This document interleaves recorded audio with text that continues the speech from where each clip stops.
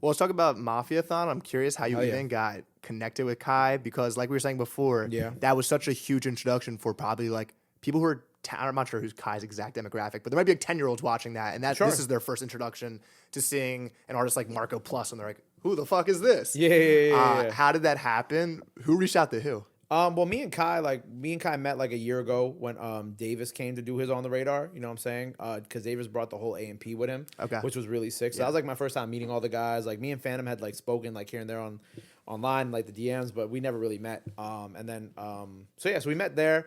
We exchanged numbers, and then around like the day before my birthday, Kai called me in August, and he was just like, "Hey, like I have this idea for this room. I wanted to do like a studio in I think the last Mafiathon I think he had mentioned, but it just didn't happen. And then we just kind of built the idea out. You know what I'm saying? Like he had an idea, and then we just like talked for like an hour, kind of built it out a little bit Yeah. more. And I was like, I would love to collab on this with you if you're down, because I think like because he wanted like a team to help like build a studio. Yeah. And then then that was really it. Then 3 weeks later we flew out to LA for an entire month. Was he game with the idea of bringing on artists that are rising? Like you have Big Sean go on the Mafiathon, Yeah. and you also have Marco, Chris, who take advantage of their moment. And Yeah, no, that kill was the it. goal. That was always the goal. That was always the goal, was like to like literally the first phone call. He's like, "Yo, I want to help some people out." Yeah. And I was like, "I like helping people out." And we're like, "Let's do it." You know. So Yeah. literally, when we like, I think I said in the interview with Chris, so it's not like a secret. Like it was one artist a day. Yeah. And then we were still figuring out the schedule. And then once he was like, "I want to do more than one artist a day," that's when I started calling everybody. You know what I'm saying? Yeah. I called Chris. I called Marco. You had to get some diversity. So I called Fetty P Franklin. I called JDS Never Missing. I made the call to Babyface E, La Tyler, Star Bands. Like I made the call to like all these people who are really close with On the Radar. But I felt like deserved like these moments. You know what I'm saying? And then obviously his team picked a bunch of people too. You know what I'm saying? It wasn't just us. Yeah. That's one thing I want everybody to like. Everybody's like, "Oh, Gabe, da da da." I'm like, guys, come on. I mean, who's getting mad? The guy whose business is freestyle is picking the artist. No, They were like, people were mad that they weren't the ones being chosen. Yeah. But like, it was only so many spots, and there was already so many spots taken up.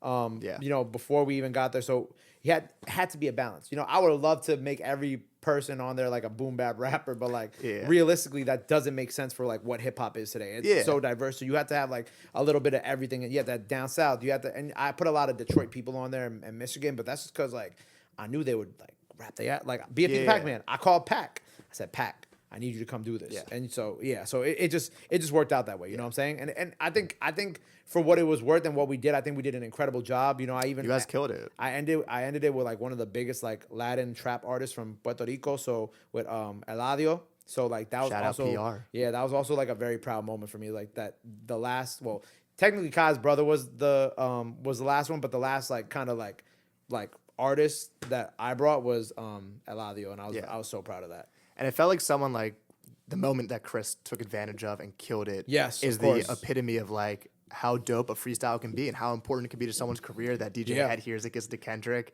I can't even imagine if Kendrick Lamar heard me rap over Kendrick's. When I was 14, my first song I ever made was over Kicking the Door. Oh God. And I tweeted to DJ Premier and he listened and he goes, "You're rapping off beat, but God bless you." It was nice. And I'm like, DJ Premier heard me. So I can't imagine how Chris felt. And you guys put him in that position, and he took advantage of his moment, and that was sick. How did you feel watching that happen? Just like it was funny because like when Chris and Marco came to the show, to Mafiathon, like I remember like after it was over, the girls who worked for me, they're like, "Damn, you really like you watch them rapping like you a proud big brother," and I'm like, "Yeah, man." I'm proud to see like my guys like coming up, like who have been riding with me for such a long time, who believed in me and I believe in them, and like literally, like I said, the first two people I thought about who I knew would like literally rap like their rent was due tomorrow was them two. Yeah. And they came and they delivered. And you know what I'm saying? And then they obviously put the track out with Conductor after, which was amazing. Chris has dropped the new project. And Chris' project's Mark has amazing. dropped it's not called a deluxe, but It's a second project. It jumped up my rank. I listened to it so much that it finished the year like top 10 For just real? based on the December listening to it. It's a great project. I'm so proud of them. Like seeing the response and all the doors that it's opening for them is crazy. And I mean, like I'm not gonna say too much, but me and them we got something coming, so we're excited. Yeah, we're not done yet. We're not done yet. It's And it was cool seeing Kai being like willing and like down to do Hell something yeah, like man. that. Kai, you see Kai really be helping people, like for real. Like, you know what I'm saying? So like, and Kai's really into the music. Like, you know what I'm saying? You put some really good shit in front of him, he gonna fuck with it. Like you saw that whole, like even when JDS came and, you know, they like, he walks into this room, it's like, yo, why he look like Peter Griffin? But like, he really raps. Like I really fuck, like JD's really my guy for real. Like he really can rap. And like, just because he looked like Peter Griffin doesn't mean he's any like not better of a rapper than like somebody else. He out-raps mad people, but yeah, that's just me. You guys have a lot. There's someone who came on recently who the joke in the comment section is like that they're rapping like an auctioneer. Who? You know, he's like rapping like he's like speaking and he's rapping. He's not. It's a white guy and he's a white guy and he's rapping like an auctioneer. He's like just really fast talking. Oh, that's your man's. The guy from Stream. The guy from Speed Stream. It was funny. It was fire. Nick Shea. Nick Shea. He was fired. Like that was a funny ass one. I mean, you guys have put me on to so many people. Yeah, that one was just like just an entertaining ass one to watch. Yeah, that one made me a little nervous. I ain't gonna lie. Like that one when I seen it going up, I was like, oh fuck. You gotta listen to both in comparison. You listen to the one where he's rapping over Bob Dylan and he's like, I call it ramble rap. It sounds like someone's just rambling. Yeah, but it's so funny because that's like people will see that, people be like, you let anybody on. I'm like, bro, like this kid was just like going viral like a week ago on Speed Stream. But it's because like the general audience just isn't like we're really just so fucking tapped in. Like we're all fucking laced. Yeah. Like everybody at On the Radar is laced. Like we're just literally all we do all day is just like we're just tapped in. Yeah. So when people be like, how do you find these people?